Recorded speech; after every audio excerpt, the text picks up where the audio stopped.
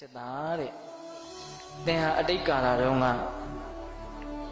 မကောင်းတာကိုလုပ်ခဲ့လို့မကောင်းတဲ့အကျိုးရလဒ်တွေကိုရတာအဲ့ဒီမကောင်းတဲ့အကျိုးရလဒ်တွေကိုဘောင်းမဲ့ကြောင့်မကောင်းမှုနဲ့ပြန်ပြီးတော့တုံ့ပြန်ခြင်းရတာလေငကိုယ်တုန်းကမကောင်းလို့အခုမကောင်းတာကိုမကောင်းတာကြီးနဲ့တုံ့ပြန်မယ်ဆိုရင်သင်အတွက်ကောင်းစရာအလားအလာမရှိတော့ဘူးဒါကြောင့်ဒီကိစ္စဟာငကိုယ်တုန်းကမကောင်းလို့ငါပေးစားရတဲ့ကိစ္စအကျွေးပေးသလိုသဘောထားပြီးတော့ချစ်ချစ်နက်နက်သာပေးလိုက်ပါပြန်ပြီးတော့ဒီပေးလိုက်တဲ့အတွက်ထပ်ပြီးတော့မယူချင်ပါတော့နဲ့ထပ်ပြီးတော့ယူရင်ထပ်ပြီးတော့ပေးနေရအောင်ပါနော်သဘောပေါက်ရဲ့လားဦးဇင်ပြောတာကိုအဲ့ဒါလို့သူ့ရဲ့အတိတ်ဇာတ်ကြောင်းကိုမြတ်စွာဘုရားကပြောပြပြီးတော့ကိုမကောင်းခဲ့လို့မကောင်းတာနဲ့တွေ့ရတာဒါကိုမကောင်းတာနဲ့ပဲပြန်တုံ့ပြန်မယ်ဆိုရင်မကောင်းဆက်မကောင်းတန်တရားသာလဲနေတော့မယ်အဲ့ဒီမှာမြတ်စွာဘုရားကတရားဓမ္မတို့ဦးဇင်းတို့အတွက်မှတ်သားစရာဒေသနာတစ်ခုပြောတယ်ဗျဟောတယ်အဲ့ဒါတော်တော်ကောင်းတယ်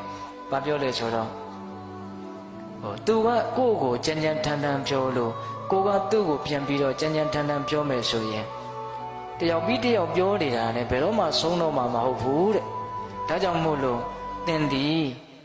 အနာပြတ်သောကြီးကွက်ကဲ့သို့အတန်မရှိသည်ဖြစ်ပြီလောတဲ့မြတ်စွာဘုရားဆုံးမတာနော်ဆိုကြပါစို့ဦးဇင်းတို့ကြီးဖလားလေးတစ်လုံးအနာကကွဲနေတယ်ဆိုတန်းလို့ခောက်လိုက်တယ်ဆိုလို့ရှိရင်အတန်ကခဏနဲ့ရပ်သွားရော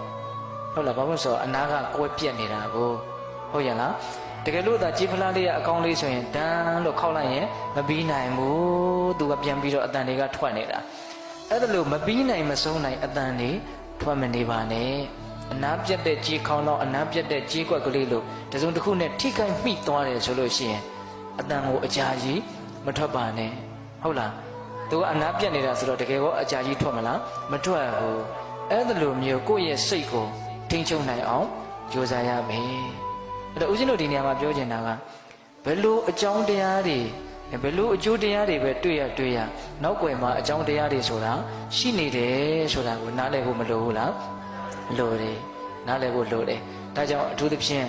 မကောင်းတဲ့လောကဓာတ်တွေနဲ့တွေ့လာတဲ့အခါမှာအကြောင်းတရားတွေရှိတယ်ဆိုတာကိုနားလည်ပြီးတော့ကိုယ့်ရဲ့စိတ်ကိုတတ်တာရအောင်ကြိုးစားဖို့မသင့်ဘူးလားသင့်တယ်ဒါအကြောင်းတရားအတိတ်အကြောင်းတရားပေါ့